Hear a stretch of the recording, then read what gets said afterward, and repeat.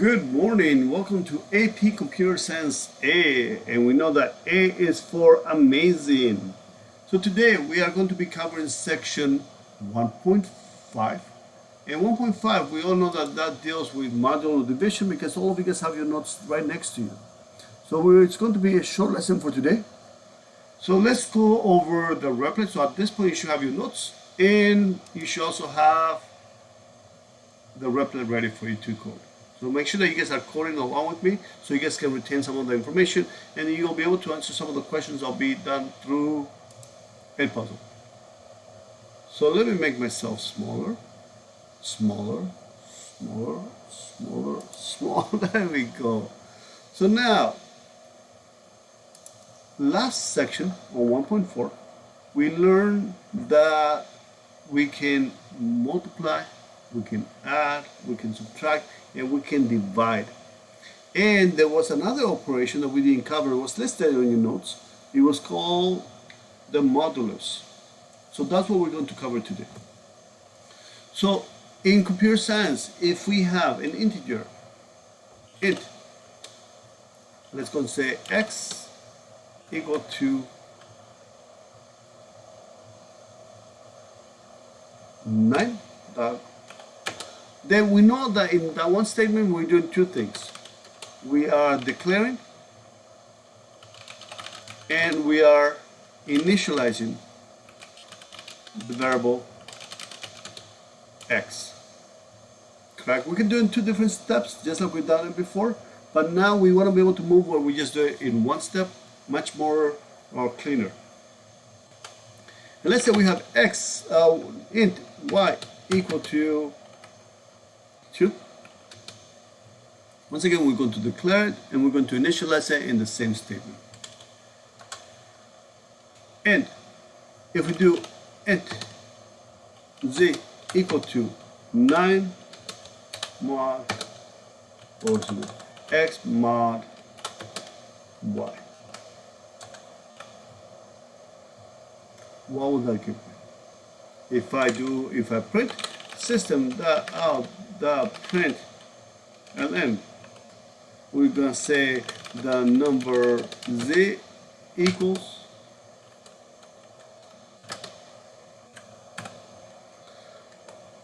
so therefore if I click on run, it's going to compile it and then it's going to run it. So I want you guys to be able to be aware that in this case we run it and there's a system error. So just in case you have a system error, then what was my mistake? Can you find my mistake? Type it up. Yes, forgot the z. Correct? There's missing a variable in here. So let's try again. And what type of error is that? That's called a syntax error. Let's go and run again, and the answer should be 1.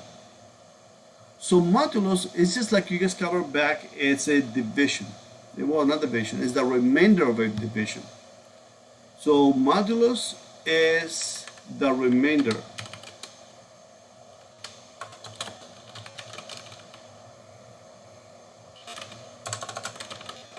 of the division. So therefore, back in when would you guys learn division? Was it 7th grade? 6th grade? Let's say 7th grade. So back in 7th grade, you guys learned that if you divide 9 divided by 2, we're going to place 9 divided by 2. 2 goes into 9 how many times? 4 times. 4 times 2 is 8. And subtract gives us 1. So therefore, this is your remainder. And you won't be able to write down somewhere in your notes. So that is what it gives you. So let's try just some more simple coding. We're going to simplify this a little bit more. So that's what's going to give us. So now let's go and get rid of lines 15. Let's go and get rid of lines 16 and 17 so we can simplify our conversation a little more. So therefore, what if I do z is equal to 20 mod 6? What will be the number z equal to? Type it up. What do you think it will that be? That'll be 20 divided by 6 is 3. But what is the remainder? 2. Very good. So that's always going to give us the remainder. And even if we can do a huge number, 203 divided by, not divided by, but modulus 2, what will that be? Correct. That'll be 1. So later on in the next unit, we are going to use modulus to be able to determine if a number is even or odd. So that's one of the great uses of modulus. The other ones I guess will be coding today or tomorrow or the day after. So in this case, what if I do 20 mod 2? 20 is an even number. So it's going to give me 0. So therefore we can use modulus to be able to determine if a number is odd or even. So go ahead and try other numbers. Try an even number. Try 2086. Will there be a remainder? Well, the remainder will be 0 because that's an even number. So that's something that you want to be able to keep in mind. And that's something that we mentioned on your notes. Correct. And if I say 5, or then that's going to be, the number will be, it's an odd number, so give us 1.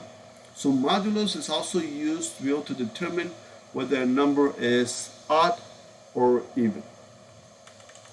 Now let's go into a little more simple example. Let's go and go through here. And let's go and say modulus, if we do, we've gone over some of those numbers. So 20 modulus 4. Or let's go bigger number. Let's go 7. What's 20 modulus 7? 20 modulus 7 will be, well, 20 divided by 7 is 2. That 2 times 7 is 14. So therefore your remainder is 6. Excellent. Now, one of the other things that you have to keep in mind is that if you by any chance that number is smaller, such as 5 modulus 7, what do you think 5 modulus 7 is? Think about it. What's 5 modulus 7? So 5 divided by 7. 7 goes into 5? None. So the remainder is 5. So whenever you have a number that's smaller, modulus than the next one, they'll give you the number. So even if I do 4, 4 modulus 7 will give me 4, because 7 doesn't go into 4, so therefore you still have 4 as a remainder. And if I do 3, it'll be the same way. Last thing that I need to be able to cover is that do 3 modulus 0, it will compile, but what do you think it's going to give me? Yes, it's going to give me an arithmetic exception. You cannot divide by 0. Your math teachers told you that that was undefined. So therefore, you cannot do modulus 0 either. So you cannot do divide by 0, and you cannot do modulus 0. Now, it will compile, but what type of error is it going to give you? It's going to give you a runtime error. And then we're going to more logical errors as we go into some of the coding. So we have syntax errors, logical errors, and runtime errors. So keep in mind, there's one more thing that I want to be able to point out to you guys. And let's go over to your notes. And on the left-hand side, I typed this up. So let's try this. So I want you guys to be, let me make myself bigger, because this is so important that I'm gonna make myself huge. That this is something that you guys will be using over and over again as you guys code.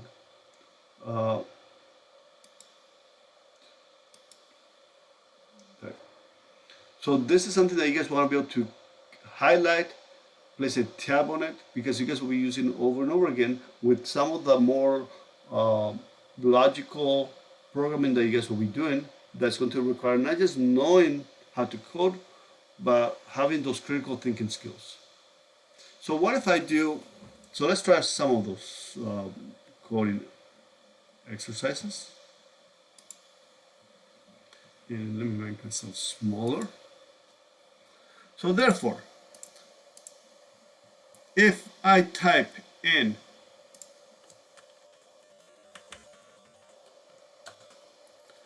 $600, or what was the number that I typed in before? Let's use the same numbers, and then we can vary up if we want. 7623. If we do mod 10, that means that we're just going to chop off the first number, because 7,623 divided by 10 will give me, ideally, it should be 762.3, correct? So it goes 762 times, and the remainder will be 3. And if we do it by 100, that means that we're going to just keep the last 2 digits. So therefore, that will give me 7,623 divided by 100 will be 76 times, and the remainder will be 23. If I divide by 1,000, then 7,623 divided by 1,000 will be 7, and the remainder will be 623. So that's something to keep in mind. The one that you guys probably will be using and allow the exercises will be modulus 10, because that will give you the last digit, which is 3. So on some of the exercises that you guys are going to be working on, you guys are going to be using this here, and you'll be using, let's go up, up, up, in combination of this right here. And that's why I even place the same numbers. So I want you guys to be able to think about this section and this section, and you guys are going to be using the combination of both to code some of your exercises. Excellent. So have a great day. Email me if you have any questions, and I will see you guys next time.